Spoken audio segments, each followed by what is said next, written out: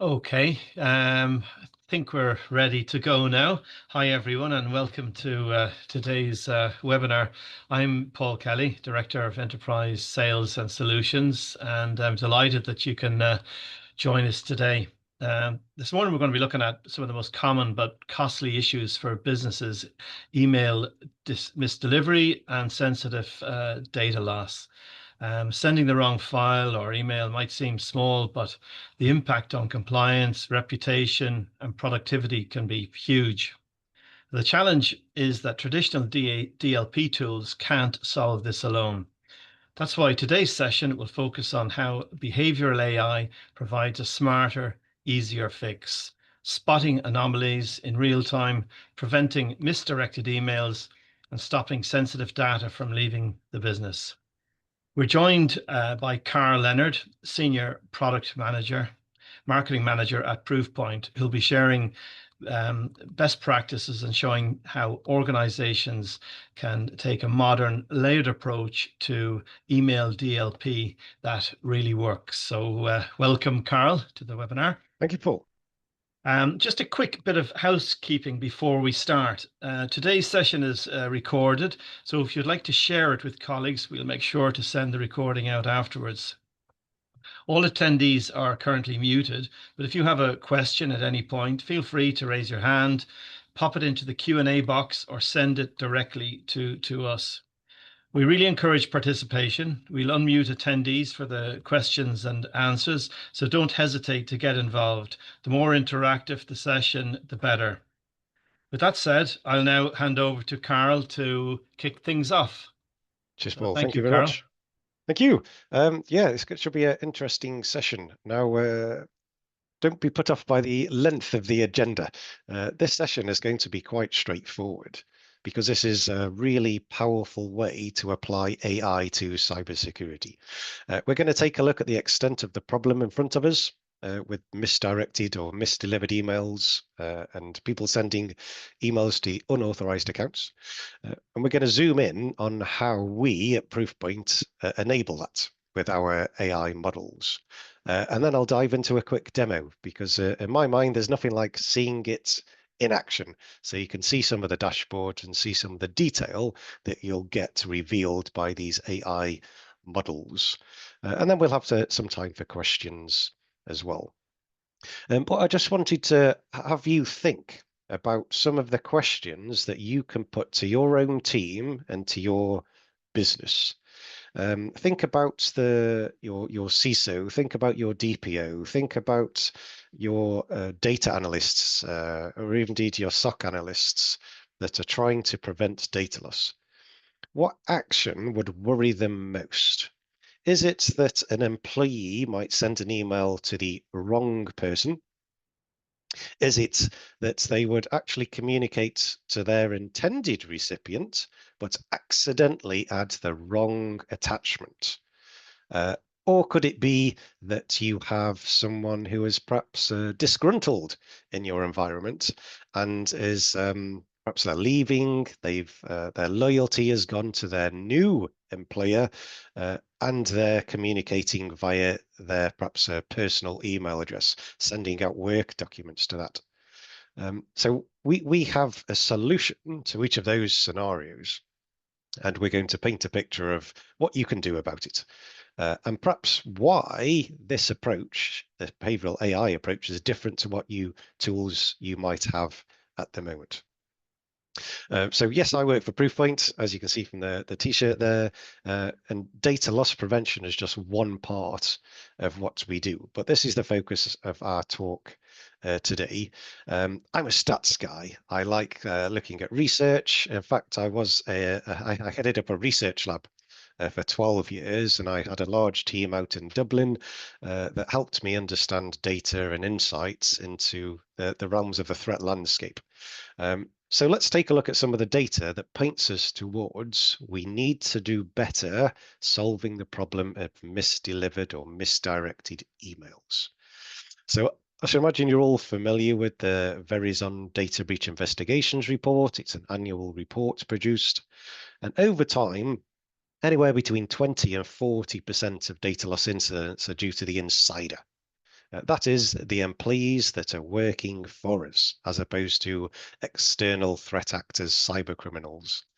And unfortunately, if we take a look at the Ponemon Institute analysis, the cost of a data loss incident due to a malicious insider is one of the highest types. In fact, the highest type of data loss you can experience. Why? Because they're very good at disguising their activity. So it takes you a long time to detect and even remediate, because they perhaps do actions that would sabotage internal systems. And of course, probably the most important is they know where your sensitive data is, because they've interacted with that sensitive data for possibly years as an employee. So there's two bits of evidence there that tell us this is quite a problem from the insider and the cost that they could bring to our businesses.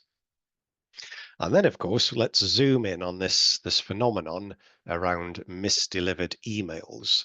Um, the first three questions I asked you to ponder, the act of an employee sending data to the wrong person, sending an email to the wrong person.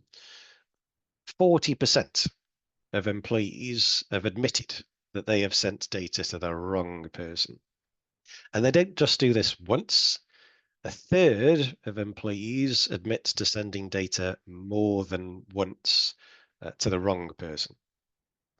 And when we look at some of our research through our data loss landscape report, we find that there's a subset of individuals that are consistently performing these actions. 1% of users are responsible for almost 9 in 10 of data loss incidents due to an insider. Bad news is that 1% changes. So imagine you've got your churn in your employee base or your client base, and they are leaving the organization. You get new people joining the organization. They then ultimately leave. That group of leavers changes. So maybe we need to be adaptable in how we apply our solution set to solve this particular problem. Now, of all the supervisory authorities around Europe, I find that the UK's Information Commissioner's Office produces some really nice quarterly stats that show the extent of this problem. So this was a report I grabbed this morning, actually. The URL to access this data report is at the foot of that slide there. And it tells us that the most recent quarterly data, number one root cause of data loss incident as needed to be reported for the purpose of GDPR is data emailed to incorrect recipient at 18% of all data loss incidences. This is the exact problem that we're talking about today. Over time, for the last 5 years, this has been consistently the number one cause of a data loss incident. So maybe if 1 in 6, 1 in 5 data loss incidents, the root cause is people emailing the wrong person, maybe that's a quick win.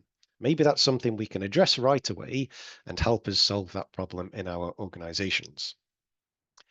Because these organizations suffer that problem. This is just 3 examples globally of the extent of the problem. So whether you're a multinational, an international, whether you're operating just in Ireland, maybe just even in Europe, it's highly likely that you would be suffering from this problem. And certainly more local to home for me, our Home Secretary, in fact, emailed an unauthorized account. So that was problem number 3 on the poll at the start of this talk. 127 times. It wasn't just once, it wasn't just twice, 127 times that government documents were sent to a private email. And why is this? Is it because people are careless? Is it because they just didn't know better? Now, oftentimes with careless employees, we think that maybe they just need training, maybe just need to educate them. Please don't send emails to the wrong person.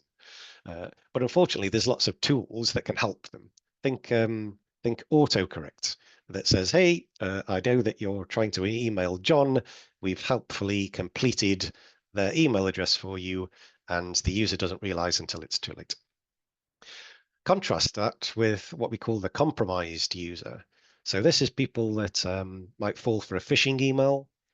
This has been sent by an organized cybercriminal gang into your organization or into your client's organization. And then they give up their credentials. This is not that. This problem we're talking about is from your own employees uh, taking a controlled action to send data to communicate with the wrong person, and if they have malicious intent, to send attachments to themselves, perhaps a domain they've registered, or perhaps even a free mail account, like a Gmail or a Yahoo, MSN, or those were the days when people used to communicate with those free web-based email accounts.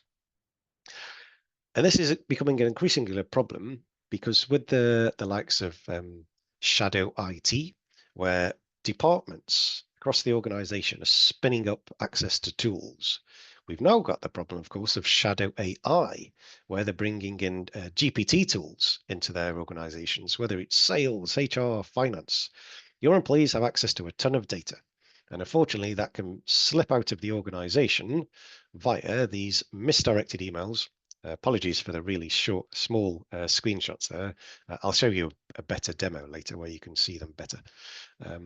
But imagine a salesperson accidentally sending the wrong purchase order request to the wrong client, setting up a meeting invite, and then that recipient realizing who they're talking to and even what sort of price they're being charged.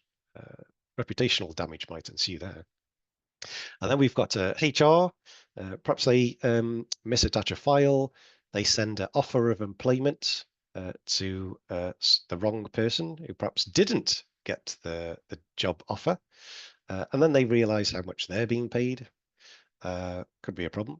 And then, of course, we've got someone perhaps in finance who was handing in their notice, working out their notice, and wants to take as much client data with them because it was their project that they've been working on for the last few months. So that's the problem space. It seems as though it could be a quick win to solve to help us reduce data loss in our organizations. So how do we do it? What's the solution? Well, we propose this a behavioral AI approach. Why AI? Because it can do computes far faster than we possibly can, and we have been able to do with rules. So going back many years now, 2004, I was training AI models because even then we found that rules-based technologies that look at content for predefined scenarios it's that's not up to the job. You have to sort of anticipate every possible communication that can John communicate with Paul?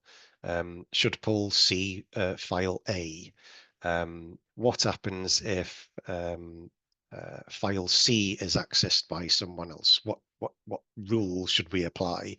What conditions should we apply to that? And Adaptive email DLP goes far beyond that. We can look at anomalous behavior. We can look at communication patterns. Does John normally communicate with Paul? Does John actually normally communicate with a different Paul? And what's the level of sensitivity around the data and the text in the email that John normally communicates to this other different Paul? So we can use anomaly detection to jump in and perhaps intercept that particular issue. And here's what it looks like. So here we have a Sandra.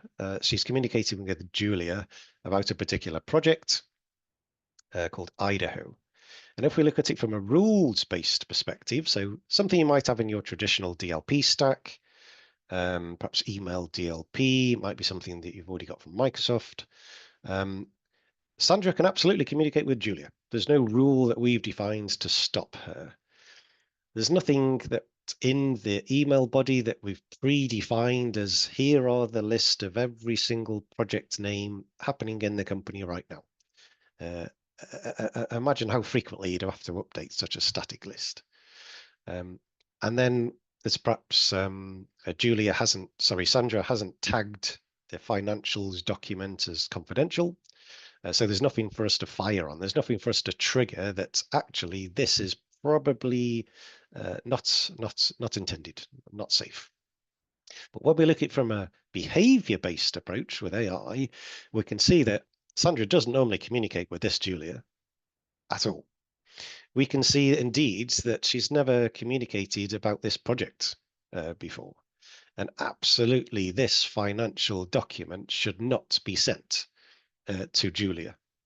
So we can pull all of that information together and see that this is potentially a misdirected email. And we can flag up to Sandra that, hey, we think that this communication that you're about to send to Julia is not what you intended. Do you still want to go ahead? Of course, we can log that. Or do you want to back out of that decision that you're about to make to send this to Julia, and we can not send the email? Now, when we deploy adaptive email DLP into our customer bases, typically in the first month, we see a huge reduction in the number of employees that are making these mistakes and potentially contacting the wrong person. So it's got a pretty good return on security investment, even in the first month of deployment. And then we've got to look at the third scenario I mentioned, someone communicating to an unauthorized account. So imagine that as an employee, I've set up an email account. I don't know, proofpointuk.co.uk. And I'm going to communicate to that, hoping that a data analyst or a SOC analyst is just going to see, that's Proofpoint to Proofpoint communication, and it might be let through. So here's a worked example. We've got an individual, Mia.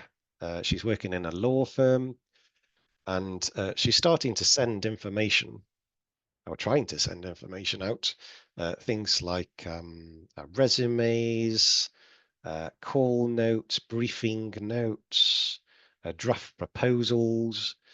And we've got to understand that this is becoming to be a problem.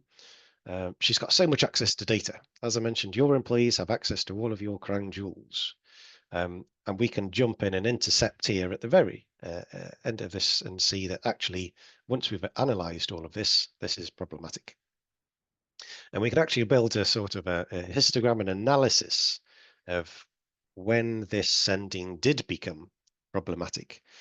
Here we can see a big spike highlighted in red, very clear for the analysts to see that on the 8th of August, Mia suddenly started to do all of this activity, trying to send out information to her unauthorized account.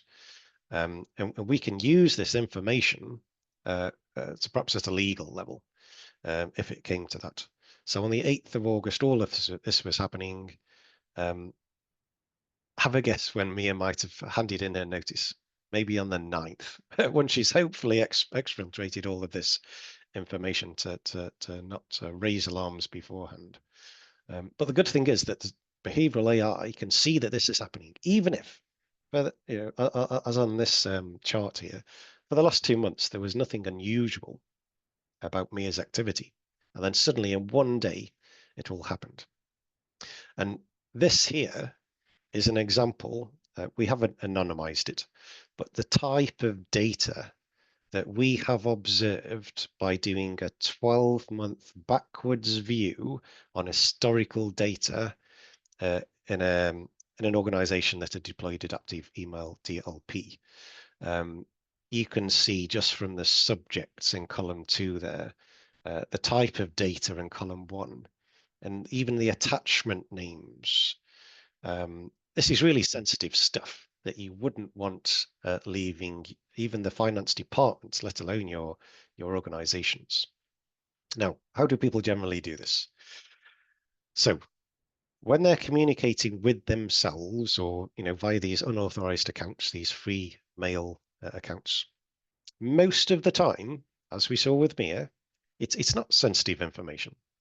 Sensitive in terms of sort of GDPR, anything in terms of the crown jewels of our organizations. It's, hey, would you like to meet up for coffee? It's forwarding their payslip home so they can print it off. It's reminders to buy a concert ticket. But one in 16 out of 187 are actually super sensitive stuff that you wouldn't want leaving your organization. It's your price quotations, it's your project documents, it's your financial forecasts. That's when it's super important to be adaptive and jump in when necessary to stop this communication from happening. And further, I've mentioned quite a bit about end users perhaps setting up a free mail to personal email accounts that they can then send data to. But oftentimes, some of the users would set up, as I've described, with a proofpointuk.co.uk. It's a domain that's very similar. They could register that as domains. And 1 in 5 times we've seen that end users do actually do that. They go to the trouble because they are intent on stealing your data. So what do we need to do about it? Let's build out a behavioral intelligence model. Now, within about 24 to 48 hours, these models can ingest 12 months of historical data from your O365 instance, and then begin to build up a pattern of who is communicating to who. What are they sharing? It maps the normal communication patterns. Here's a visualization of that. It looks like this with the employee of interest at the center of this sort of visual display here. And you will note that this person, she communicates with lots of other people who communicate with lots of other people.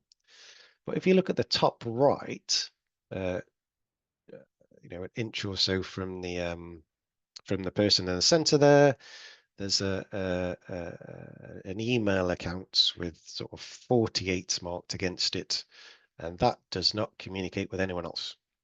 Now we can look at things like, does the email account that your employee is communicated with, does that email account, the proofpointuk.co.uk one, does that ever reply back? Well, if you think about your own use of your work and your private email address, if you would email yourself, hey, remind yourself to book the concert ticket tonight once you get home. You're not going to sign it off as, hi, Cole, please, as regards our previous conversation, please remind yourself to book the concert tickets. Kind regards, Carl. And you're certainly not going to reply back from your personal email address. Hey, Carl, thanks for the reminder. Kind regards, Carl. You're just not going to do that. So there's going to be a sort of a way that people communicate, and the machine learning models realize this.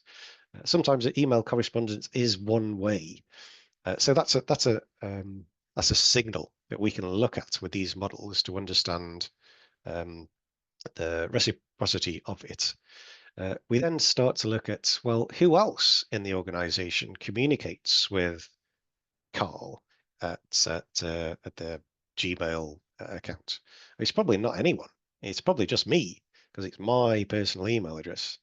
What we could also look for is, is there anything similar in the email address itself that would perhaps hint that it's a Carl Leonard's private email. And of course, we got to look at the data inside as well, so we can see if it's sensitive or not.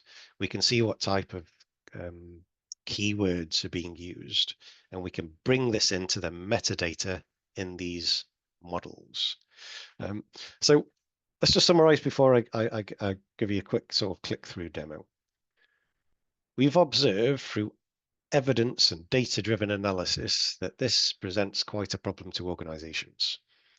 We've found instances globally and more local to home of this causing a problem to organizations such that it's front page news on the security press around this issue. We've seen that the technologies that we had been using in the past, these rules-based technology looking at content, aren't able to identify these future instances of individuals trying all different types of ways to exfiltrate data and potentially emailing the wrong person or attaching the wrong file, but to the right person. So perhaps we need to do something about it. And here's what it looks like. I'm going to quickly switch over to the demo portal now, so you can see what this sort of looks like from the end user's perspective, and then from a defender, the analyst's perspective. So here's a worked example. We've got this gentleman, Emmett, and he's working in mergers and acquisitions. And he's done some analysis, and he's going to send that analysis to Grace. Grace at southvalley.com. So he is then, he's attached the information. He's even popped a company name in the subject there. There seems to be a lot of information, though, about North Slope rather than South Valley. So the recipient and the intended content, it doesn't seem to match. So Adaptive Email DLP from Proofpoint jumps in and sort of queries that with Emmett. Said, hey, there's actually a stronger relationship to a different Grace. Maybe this was meant for her. So Emmett here actually realizes the mistake and backs out and clicks don't send. And he then goes on to contact the correct Grace. So the user has self-served. We've nudged them in a direction that we think is helpful, and they've realized their mistake and corrected the issue. And then we've got a different user, Hazel. She is an analyst for an investment firm, and oh, look here. She's actually set up a domain, hqg.com. We know her name's Hazel Quinn. So she's contacting Hazel at hqg.com with subject party guests. And she's got a spreadsheet in there that's titled personal party guests as a file name. That looks a little bit odd. Don't know why she would be doing that in work time. But anyway, we can jump in and block that because we've seen that says actually it's a rename file, there's sensitive information in it, and we need to do something about it.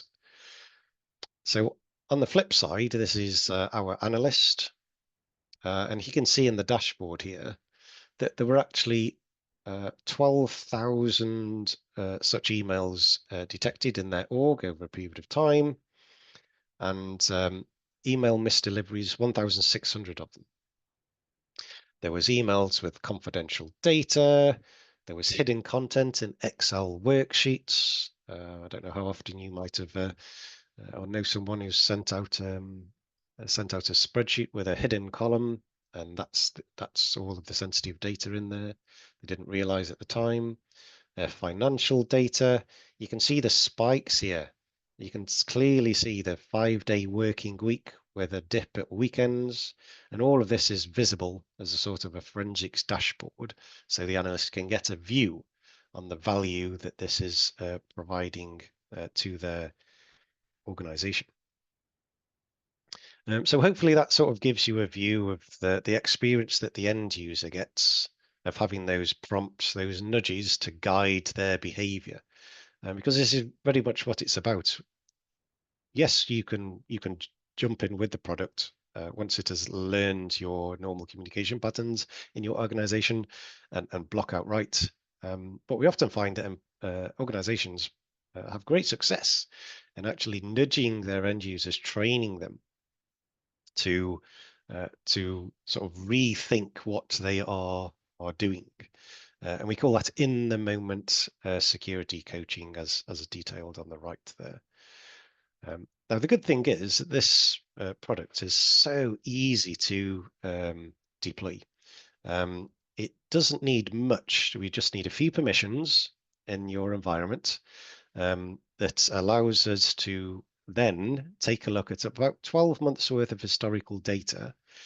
That is then ingested into our models, all of the metadata. We churn through all of that. We apply the behavioral AI models to build out these relationships between who normally sends emails to who, what type of files and data they normally send. And then within about 48 hours, we can start to see real impacts from the tool in use. Yes, we have customers that are super happy, of course, but I think what it goes to show is that we can reduce that risk in your organization and your clients' organizations so that you can make a material impact to their security posture. We know that about 18% consistently every quarter for 5 years has been a bugbear of organizations, a root cause, no less, of incidents as regards data loss. We know that insiders admit, 4 in 10 employees admit to sending an email to the wrong person. So we can provide these dashboards to give you insight into what that means, make it super easy and cost effective operationally to manage this tool, because the AI is working for you in the background. And then when you are maybe undergoing a merger and acquisition, maybe you've got a number of people leaving your organization, maybe it's something you want to get your head around for compliance purposes so that you can limit your exposure, but also show to your auditors the steps that you're going to protect your sensitive data. You can do all of that with Adaptive Email DLP. So we'd like to offer to you that we have an ability to reach out to a specialist. I think we're going to send out a follow-up email, and that has a contact us button on it. So we can offer private demos, of course. We also offer a data loss assessment. It's a risk assessment that can quickly give you an insight into what might have happened in the past. Now, because our product wasn't there working for you 11 months ago, we can't retrospectively do anything about it now. But what we can do is surface that could potentially be an issue. We've even identified CFOs stealing data, and then funnily enough, they handed their notice in shortly afterwards. We've got more deep dives. We host workshops as well. But needless to say, we have a product description, a white paper that you're more than welcome to look at. And some of the data points that I referred to, do check out the Verizon Data Breach Investigations report. That's an annual report. The latest one, I think, was released in about May of this year. And then our own Proofpoint Data Loss Landscape report from 2024. We'll have a new one in a month or so. The 2024 version has a lot of information about email misdelivery. So do take a look at that. So Paul, I think now would be a good time to check out some questions. Hopefully we've got time. Yeah, we're pretty much on time for that for at the moment. Yes, I think we are, Carl, and thank you very much for that. That was very insightful. Yeah, we've got a few questions in. The first one to start off is more generic. How does this fit into my current DLP strategy? Okay, yes, generic one indeed. I'll do my best to sort of extrapolate from what I've seen of information protection programs. Been dabbling within those for about 20 years. So most organizations, with a large brushstroke, I would say have sort of a legacy approach to DLP. That's a rules-based approach. Now, when I was tuning rules to help prevent data loss, I was having to anticipate every different scenario. And then as we apply it to these particular actions that users might take, I'm trying to anticipate, should I be communicating with you, Paul? What type of information do we normally share? What type of files do I normally share with you? And I have to put probably a rudimentary block, even if I get to a block. But oftentimes it's just monitor. It's just, hey, Cole's just accidentally sent the wrong information to Paul again. Hey, Cole's just accidentally sent the wrong, he sent information to the wrong Paul. Oftentimes people deploy in monitor mode. The adaptive DLP allows you to very quickly understand really what matters in your organization and use nudges. So that training, that dialog box that pops up to the end user and say, hey, do you really want to do this? And then you've got a chance to intercept. So the end user, the employee, can correct their decisions, but also we do have that facility to block. So it's pivoting from the traditional legacy-based, rules-based, non-AI approach and bolting in that AI capabilities that does make a difference to data loss. Okay, yeah, thank you, Carl. Just another question here. We get asked this quite a lot, right across the board, in fact. And the question is, does Microsoft not do this for me already? Okay, so so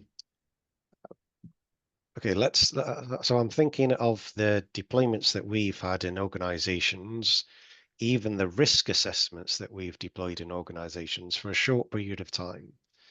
They always uncover issues in an environment, even if Microsoft, the different licenses, E3, E5, Google Workspace, whatever it might be, we always find issues. Even with our enterprise DLP platform, the broader tool that we have that goes beyond just the email channel scenarios that we've been talking about today, finds issues. Even with our email security platform, core email protection, if organizations are running even E5, we are stopping and intercepting emails that get past Microsoft defenses. So I'd say try us. Come and take a risk assessment and we'll make it suitable so that it's applicable to your environment. And I think that's the best thing to do. Try us out and we'll show you how effective we can be in your environment. So we go down to that specific, your environment, and let's see how we do. Okay, great. Thanks, Carl. Just maybe one more if we have time. Yep, we've got time. An interesting question, actually. How well developed is the AI behind the scenes? How well developed. Okay. So hopefully for my short overview, you can see that we're going beyond the basics. Our AI stack, a proof point is called Nexus, and we build out relationship graphs in that. And these relationship graphs are really super tailored to the individual. The models that we are using and the technology that our engineering teams have built allow it to be portable so that we can ingest information that's relevant to you, to your business, and to help us to understand what the normal communication patterns are to you. This has been tried and trusted for years in organizations. I don't know if you know, but we acquired a company called Tessian not so long ago. And we have developed their technology even further to build out what we have now with Proofpoint Adaptive Email DLP. So if people are familiar with the Tessian brand, the Tessian technology, think of it as that, but with extra added on. So yes, it's very well developed. Check out Proofpoint Nexus, Nexus. We've got a couple of white papers on our website that goes into more detail. But as with any technology, I would say test it, do a risk assessment, and then see how it really works for you. So that's what I'd suggest. And sure, we can describe it for hours. I can talk about this technology, but try it, see what it's like, and see if it works for you. Great. Yeah. Thank you again, Carl. That's I think that's answered that very clearly. And I just want to make it again stress to everybody that if you're looking for any more information or you want to know a demo, feel free, just reach out. We're more than happy. And as we said at the beginning, the session is recorded, so we will send you on the link. So feel free to pass it on to any of your colleagues. And on that note, I'd just like to say another big thank you to Carl You're and welcome. everybody for organizing and for appreciate all of your time for coming on. I know you have busy schedules, so thank you and look forward to talking to you again shortly. Thanks, Paul. Thanks all. Thanks a lot.